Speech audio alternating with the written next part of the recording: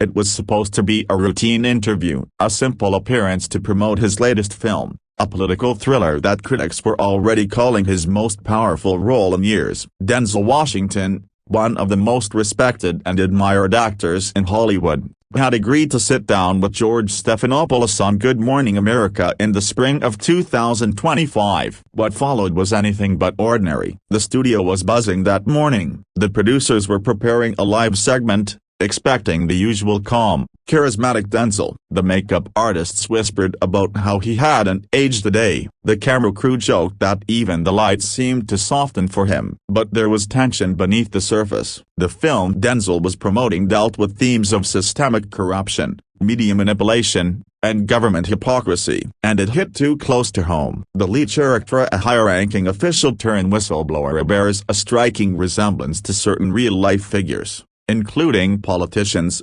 news anchors, and yes, even journalists.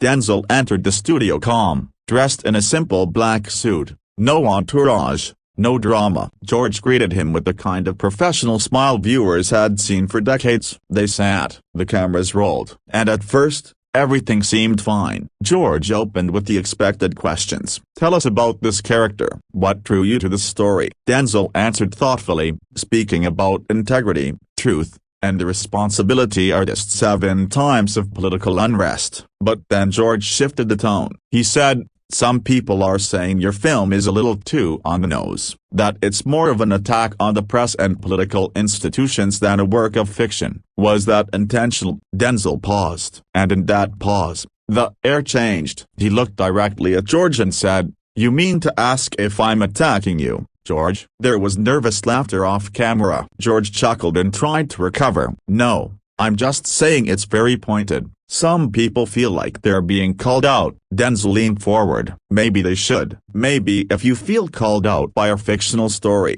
it says more about you than it does about the movie. Art reflects life. If people in power are uncomfortable, maybe they should ask themselves why." George's smile faded. "Well, let's not pretend Hollywood doesn't have its own issues. You've been in this industry a long time, and there's plenty of hypocrisy to go around." Denzel's eyes narrowed slightly. "Are we here to talk about the film or to distract from it?" At this point, the producers were signaling in the background. Something was off script. But George pressed on. "Don't you think it's dangerous to blur the line between entertainment and politics? Your audience trusts you, Denzel. They follow you. Don't you think that comes with responsibility?" That's when Denzel took off his mic. Live on air. He looked directly into the camera. "My responsibility isn't to make people comfortable. It's to tell the truth, even if it stings. Even if it makes people like you squirm in your chair." Gasps echoed in the studio. George's face turned pale. He stammered,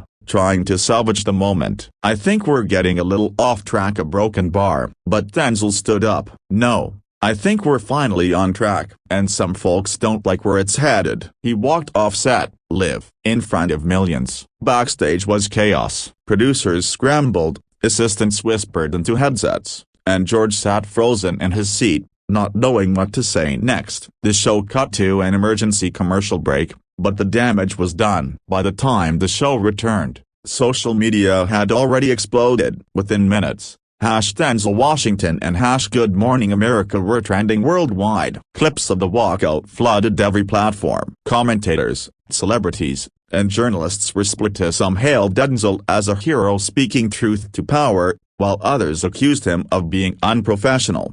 But the public, they were with him. People praised his composure, his honesty, and his refusal to play along with sanitized conversations. They dissected every moment of the exchange. Headlines flooded in. Denzel Washington walks out of GMA after Stephanopoulos clash. "Art isn't here to cattle you." Denzel drops truth. Live on morning TV. Hollywood legend breaks the script and the internet. The fallout didn't end there. 2 days later, Denzel released a statement. It wasn't long. It's simply read, "When you're more afraid of fiction than fact, that's not a movie problem. That's a conscience problem." The studio behind his film leaned into the controversy. They updated the trailer with clips from the GMA segment, using Denzel's quote, "If people in power are uncomfortable, maybe they should ask themselves why."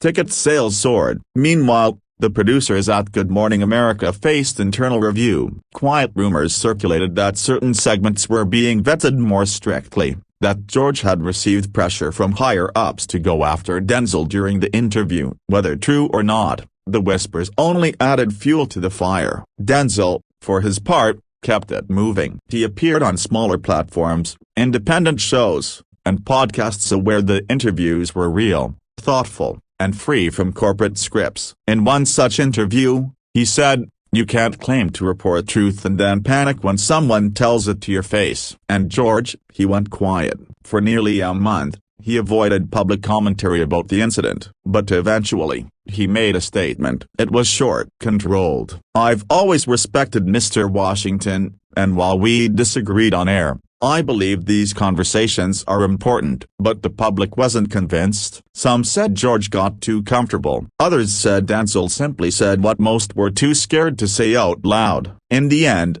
it wasn't just about